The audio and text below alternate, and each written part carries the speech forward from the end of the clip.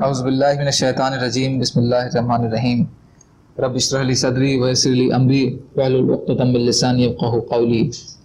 حیات الصحابہ رضی اللہ عنہم حصہ اول، دعوت کا باب۔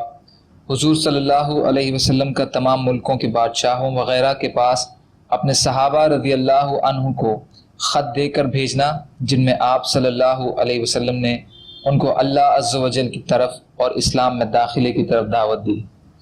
حضرت مسور بن مخرمہ رضی اللہ تعالیٰ عنہ فرماتے ہیں کہ حضور صلی اللہ علیہ وسلم نے اپنے صحابہ رضی اللہ عنہم کے پاس تشریف لا کر فرمایا کہ اللہ تعالیٰ نے مجھے تمام انسانوں کے لیے رحمت بنا کر بھیجا ہے۔ اللہ تعالیٰ تم پر رحم فرمائے، تم میری طرف سے میرا دین تمام انسانوں تک پہنچاؤ، اور جیسے حضرت عیسیٰ علیہ السلام کے حواریوں نے عیسیٰ علیہ السلام کے سامنے اختلاف کیا، تم میرے سامنے ایسا اختلاف نہ کرنا، کیونکہ حضرت عیسیٰ علیہ السلام نے اپنے حواریوں کو اسی چیز کی دعوت دی تھی جس کی میں تم کو دعوت دینے لگا ہوں، یعنی ان کو دعوت دینے کے لیے دور اور نزدیک بھیجنا چاہتے تھے۔ ان میں سے جس کی تشکیل دور کی ہوئی اس نے اس کو ناگوار سمجھا، اور جن کی تشکیل نزدیک کی ہوئی وہ تیار ہو گئے۔ حضرت عیسیٰ بن مریم علیہ السلام نے اللہ عز و جل سے اس کی شکایت کی۔ اگلے دن ان میں سے ہر آدمی اس قوم کی زبان میں بات کر رہا تھا جس قوم کی طرف ان کی تشکیل ہوئی تھی۔ اس پر عیسیٰ علیہ السلام نے ان حواریوں سے فرمایا کہ اللہ تعالیٰ نے تم لوگوں کے لیے یہ کام ضروری قرار دے دیا ہے، اس لیے اب تم اسے ضرور کرو۔ حضور صلی اللہ علیہ وسلم کے صحابہ رضی اللہ عنہم نے عرض کیا، یا رسول اللہ، ہم آپ کی طرف سے آپ کا دین تمام انسانوں تک پہنچائیں گے، آپ ہمیں جہاں چاہیں بھیج دیں۔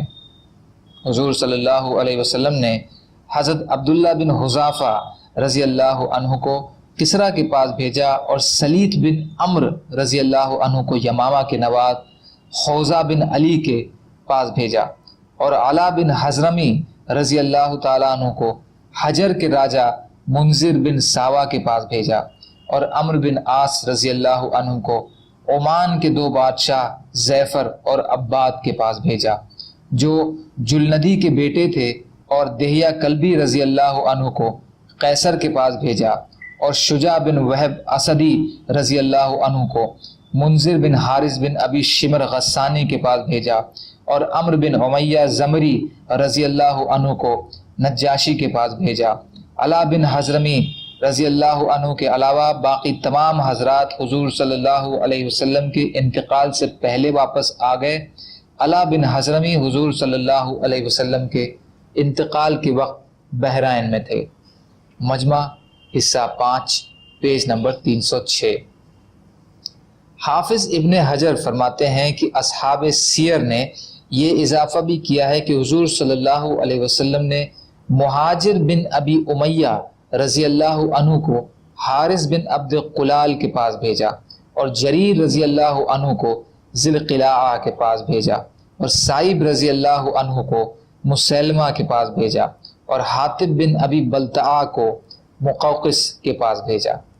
فتح حصہ 8 پیج نمبر 79۔ حضرت انس رضی اللہ تعالی عنہ فرماتے ہیں کہ حضور صلی اللہ علیہ وسلم نے اپنے انتقال سے پہلے کسریٰ اور قیصر اور نجاشی